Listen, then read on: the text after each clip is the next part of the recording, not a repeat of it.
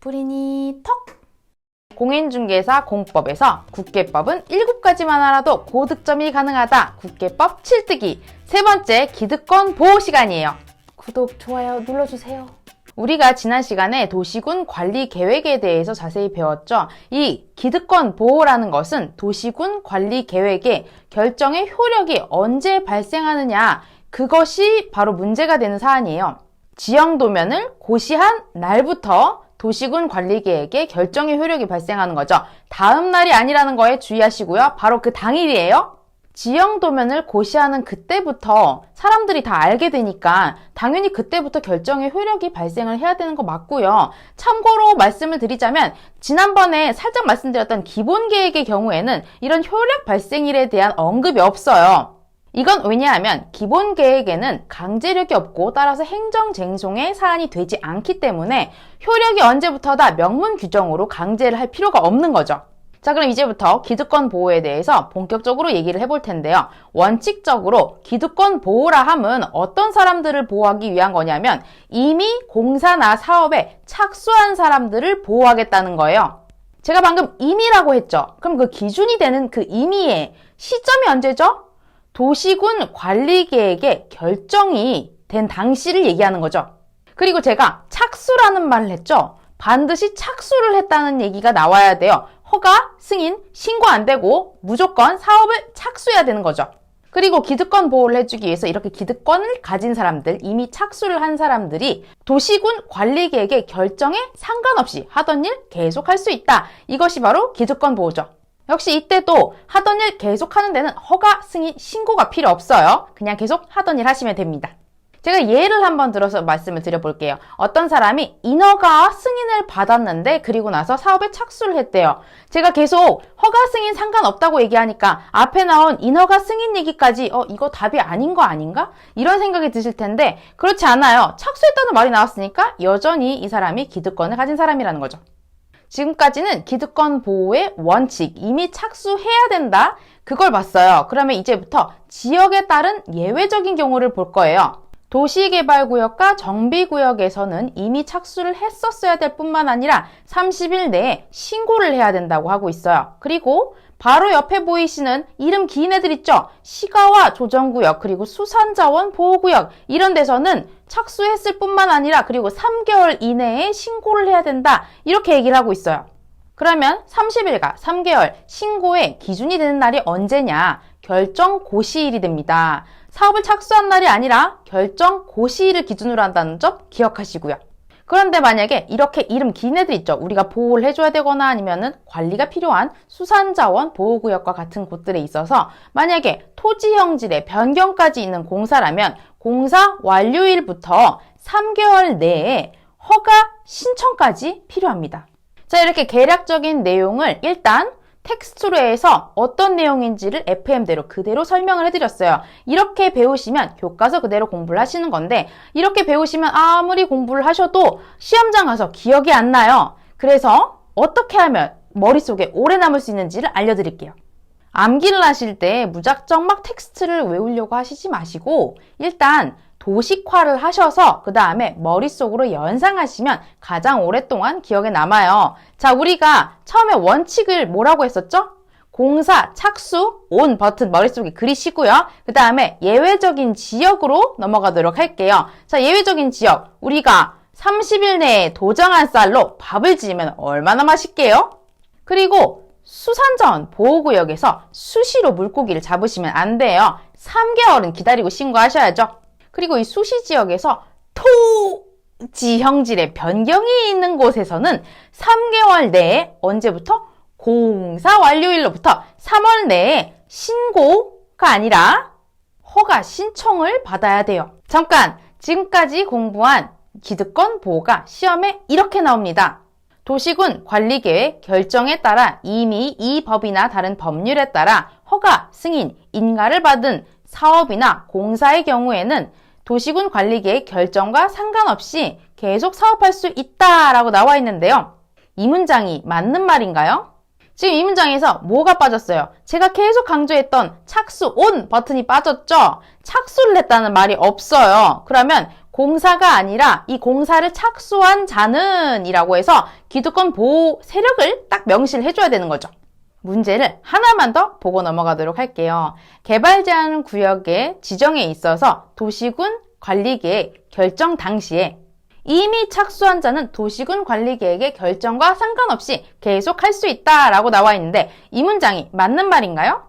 여러분, 제가 일단 원칙에서 착수 이거를 제외한 예외적인 지역은 도정 밥 짓는 거하고 수시로 물고기하고 이거밖에 없어요. 개발 제한 구역에 대해서는 언급을 한 적이 없죠. 그래서 틀린 문장이에요. 끝난 줄 알았죠? 아니, 우리 일주일에 한 번 보는데 이렇게 끝내면 너무 서운하잖아요. 네 번째, 용도지역 지정 특례까지 보도록 할게요. 용도지역의 지정 특례에 대해서 얘기를 하기 전에 용도지역에 대해서 간략하게 설명을 하고 넘어가도록 할게요. 먼저 용도지역의 종류에 대해서 보죠.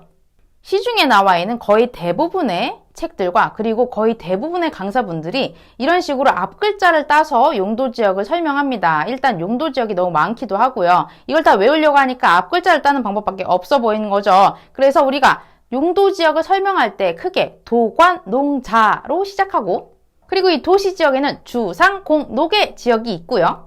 그리고 녹에는 보생자 이런 지역이 있죠. 관리지역에는 보생계 지역이 있고요. 그런데 여기까지 보시면 아시겠지만 겹치는 글자들이 있어요. 문제는 시험을 출제하시는 분들도 여러분이 다 앞글자만 따서 공부를 하고 있다는 걸 안다는 거예요. 출제 교수님들은 여러분이 앞글자만 알고 있는 건지 아니면 이 구체적인 지역의 내용을 알고 있는지를 궁금해하세요. 그래서 준비했습니다.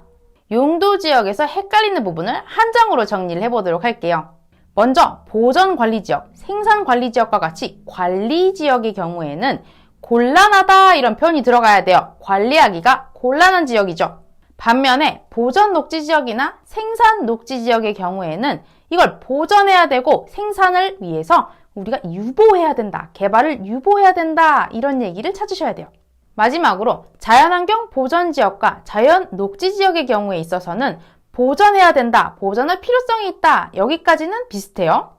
그런데 여기에서 여러분이 시험에 나오면 딱 틀리시기 좋은 부분이 나와요. 자연녹지지역의 경우에 있어서는 다른 녹지지역과 달리 딱 이런 불가피한 경우에 허용한다는 얘기가 있어요. 그래서 자연녹지지역에서만큼은 제한적인 개발이 허용된다. 불가피하다면 이거 꼭 기억해 주세요. 자, 이제 시험에 이게 어떻게 나오는지 한번 볼게요. 생산관리지역은 농업적인 생산을 위해 개발을 유보할 필요가 있는 지역이다. 맞는 얘기인가요? 이건 생산관리지역이 아니고 생산녹지지역에 관한 얘기죠.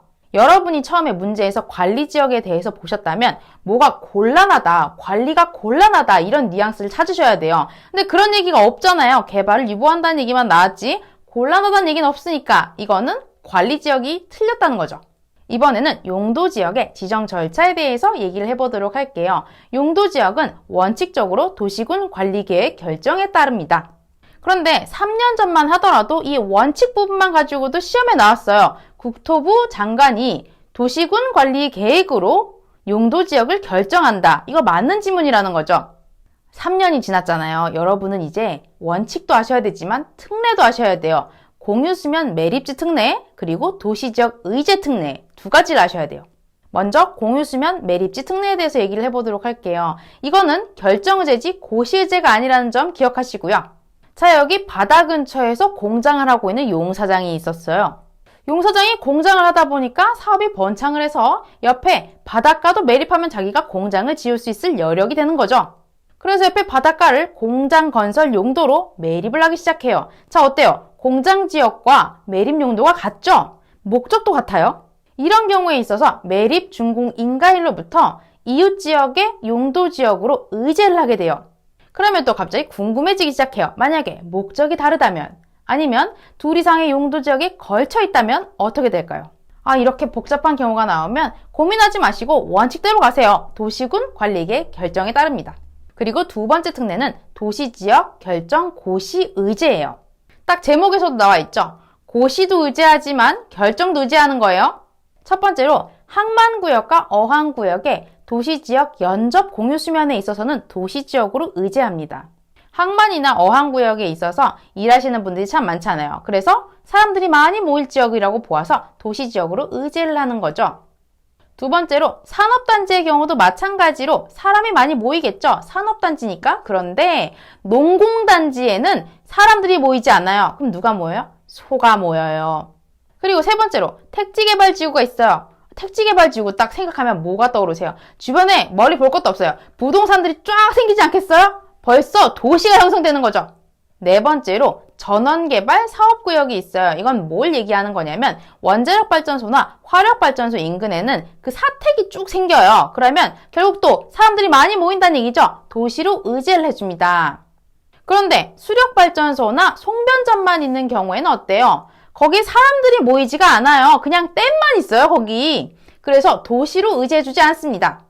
자, 이렇게 사람이 많이 모일 것으로 예상되는 지역만 골라서 여기에 결정, 고시, 의제를 해주는 거예요. 오늘은 도시군 관리계획에 따른 기득권 보호와 그리고 용역 커플 나오는 용도지역 지정 특례에 대해서 설명을 해드렸어요. 오늘 강의가 도움이 되셨다면 구독, 좋아요 눌러주세요.